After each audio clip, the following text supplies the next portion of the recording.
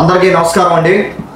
2024 ఎన్నికల్లో తెలుగుదేశం జనసేన బీజేపీల కలయిక చారిత్రాత్మకమైనది. తెలుగుదేశం జనసేన బీజేపీల కూటమిని పార్టీ సభ్యులుగా ఉదయగిరి నియోజకవర్గం నుంచి మేము అందరం స్వాగతిస్తున్నాం. రాష్ట్రంలో నెలకొన్న క్లిష్ట పరిస్థితుల ఆధారంగా అధినేత చంద్రబాబు నాయుడు గారు పొత్తు నిర్ణయం తీసుకోవడం జరిగింది.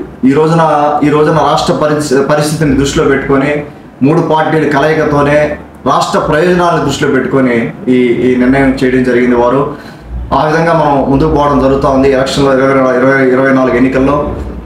అలాగే మనం జగన్మోహన్ రెడ్డి ఆంధ్రప్రదేశ్ రాష్ట్రాన్ని అప్పుల ఆంధ్రప్రదేశ్గా మార్చడం జరిగింది. మనం గవర్నమెంట్ ఫామ్ చేయగానే జూన్లో 2024 మన గవర్నమెంట్ ఫామ్ చేయగానే బాబు గారి ముందు ఉన్నది అప్పులన్నీ కనపడతాయి. సో దానికి కేంద్ర ప్రభుత్వ సహకారం ఎంతో అవసరం. రాబోయేది బీజేపీ గవర్నమెంట్ వస్తూ ఉంది. అక్కడ 2024లో వాళ్ళు గెలుస్తారని సంకేతాలు ఉన్నాయి, బలంగా ఉంది. సో కేంద్ర ప్రభుత్వం సహకారంతో ఈ అప్పుల ఆంధ్రప్రదేశ్ని బయటేసేదానికి వారి సహకారం ఎంతో అవసరమైంది. ఇక్కడ జగన్ రెడ్డి పాలనలో కులంతో సంబంధం లేకుండా బీసీలు, ఎస్సీలు, ఎస్టీలపై దాడులు జగన్ రెడ్డి ప్రభుత్వంలో విపరీతంగా జరిగినాయి. మూడు వర్గాల్లో విపరీతంగా దాడులు జరిగినాయి. అలాగే మనం ఇంకా ముందుకు చూస్తే వైసీపీ పాలనలో ప్రభుత్వం అంటే కేవలం జగన్ రెడ్డి, విజయసాయి రెడ్డి, సజ్జల రామకృష్ణారెడ్డి, ధనంజయ రెడ్డిగా మారింది. వీరి ద్వారానే ప్రభుత్వం రన్ అవుతున్న భావన ఆంధ్ర ప్రజల్లో స్పష్టంగా కలిసింది. ఏ రోజునైతే జగన్మోహన్ రెడ్డి ప్రజావేదికని కూల్చాడో ఆ రోజునే యాక్చువల్గా ఆంధ్ర రాష్ట్రం ప్రజలు సిద్ధమైపోయారు జగన్మోహన్ రెడ్డి ప్రభుత్వాన్ని ఇంటికి పంపించడానికి.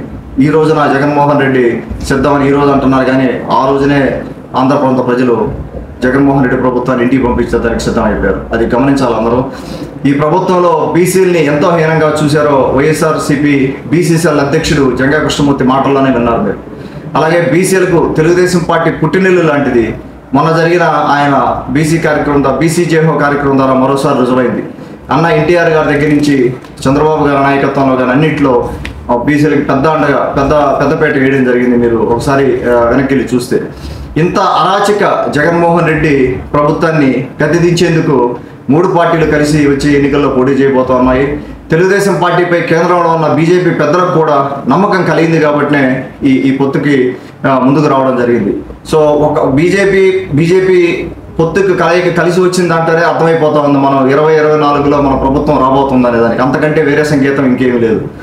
అలాగే తెలుగు ప్రజల కోసం, ఆంధ్రప్రదేశ్ అభ్యున్నతి కోసం తెలుగుదేశం పార్టీ సంకల్పించిన మహాయజ్ఞానికి అటు జనసేనతో పాటు బీజేపీ కూడా కలిసి వస్తూ ఉంది. అందుకు మేము తెలుగుదేశం పార్టీ సభ్యులుగా ఉదయగిరి తెలుగుదేశం పార్టీ నాయకులు అందరం కూడా దీన్ని స్వాగతిస్తున్నాము. నారా చంద్రబాబు నాయుడు గారి దార్శనిక పాలన ఆంధ్రప్రదేశ్ ప్రజలకు రక్షగా ఉండబోతా ఉంది. మేము నమ్మాము, అతిపెద్ద జాతీయ పార్టీతో పాటు దేశం మొత్తం మాకు మద్దతు ఇస్తూ ఉంది. ఈ మూడు పార్టీల కలయికతోటే మనం అందరం 2024లో ముందుకెళ్ళి అత్యధిక మెజారిటీతో 175లో అత్యధిక స్థానాలు గెలుచుకొని గవర్నమెంట్ని ఫామ్ చేయబోతా ఉన్నాం. ఇక్కడికి వచ్చిన మీడియా మిత్రులందరికీ, అలాగే మా సోదరులు ఎంతోమంది ఇక్కడి నుంచి ఉదయగిరి టౌన్ నుంచి ఎంతోమంది మైనారిటీ సోదరులు ఇక్కడికి రావడం జరిగింది. వారిని కూడా ఇప్పుడే అడ్రస్ చేసాము. ఎన్నో బాధలు చెప్పుకున్నారు వాళ్ళు. ఎన్నో మైనారిటీ ఆడపడుచులు ఎంతోమంది వచ్చారు. వారు కూడా ఎన్నో బాధలు చెప్పుకునే లేరు ఇప్పుడు దాకా. వారు కూడా కేవలం ఆలోచన చేసేది ఏంటంటే పార్టీలతో సంబంధం మనం బాబు గారిని ముఖ్యమంత్రిని చేసుకోవాలి అనే దానికి స్పష్టంగా వాళ్ళు ఒక నిర్ణయానికి వచ్చున్నారు. వాళ్ళతో చాలాసేపు మాట్లాడడం జరిగింది. బాబు గారిని ముఖ్యమంత్రిని చేసుకుంటేనే రాష్ట్ర భవిష్యత్తు, యువతకు ఉపాధి కానీ, ఆడపడుచులకు ఉపాధి కానీ, ఆర్థికంగా కానీ, మన రాజధానిని నిర్మించుకోవడంలో కానీ ముందుకు పోవడం అనేది స్పష్టంగా వారు మాట్లాడడం జరిగింది. అందరికీ మరొక్కసారి నా ధన్యవాదాలు తెలుపుకుంటూ